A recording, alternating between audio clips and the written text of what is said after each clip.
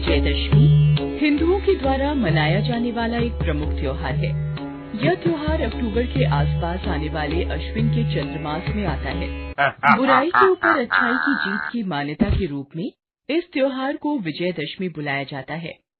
विजयदशमी त्योहार के पीछे कुछ कथाएं बेहद प्रचलित है। बहुत समय पहले एक महिषासुर नाम का राक्षस था जो बहुत शक्तिशाली था। इसकी उत्पत्ति पुरुष और भैंस के संयोग से हुई थी, इसीलिए उसे महिषासुर कहा जाता था।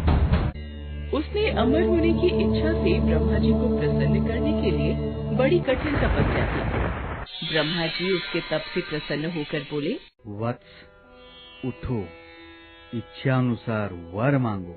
महिषासुर ने उनसे अमर होने का वर मांगा।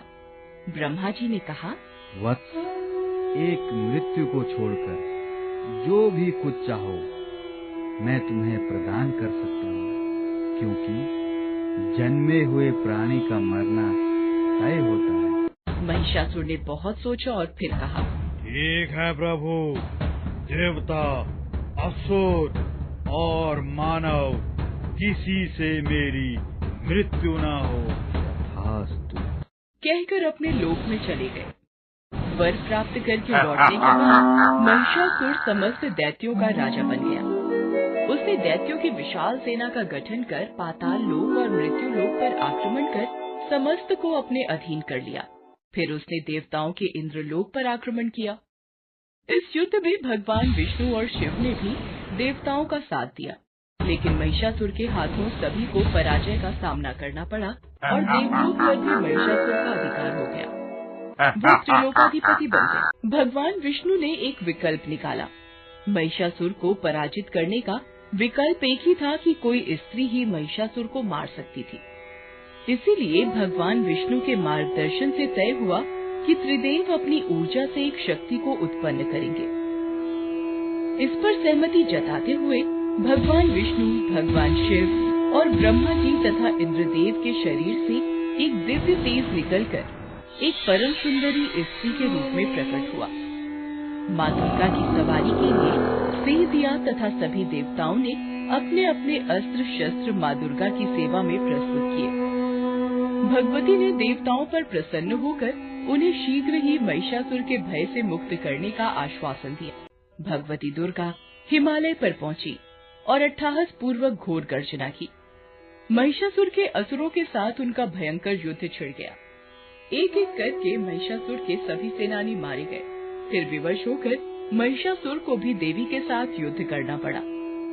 9 दिन की लड़ाई के बाद माँ दुर्गा ने महिषासुर का वध कर दिया। सारे ब्रह्मांड में इस विजय को मनाया गया और यह दिवस विजयदशमी की तरह मनाया जाने लगा। 9 दिन की लड़ाई के कारण विजयदशमी को नवरात्रि भी कहा जाने लगा। विजय की प्राप्ति 10वें दिन हुई तो इसे दशहरा भी कहा जाने लगा। माँ दुर्गा और उनके सभी रूपों को भी पूज्य माना जाने लगा। बंगाल में माँ दुर्गा की मूर्ति को पंडाल में पूजा जाने लगा और बड़े त्योहार की तरह मनाया जाने लगा। शास्त्रों के अनुसार दशहरा असत्य पर सत्य की विजय के रूप में मनाया जाता है।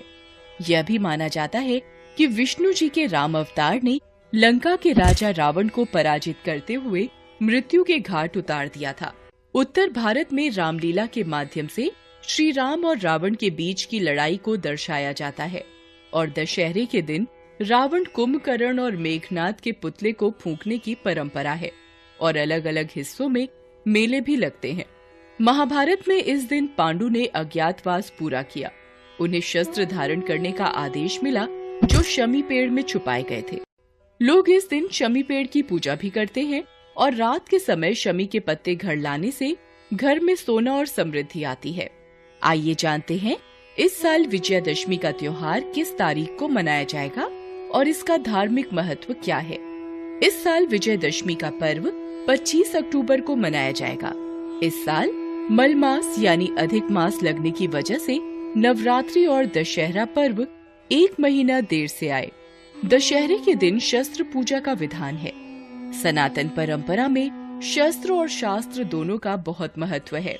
शास्त्र की रक्षा और आत्मरक्षा के लिए धर्म सम्मत तरीके से शस्त्र का प्रयोग होता रहा है। प्राचीन काल में क्षत्रिय शत्रु पर विजय की कामना के लिए इस दिन का चुनाव युद्ध के लिए किया करते थे।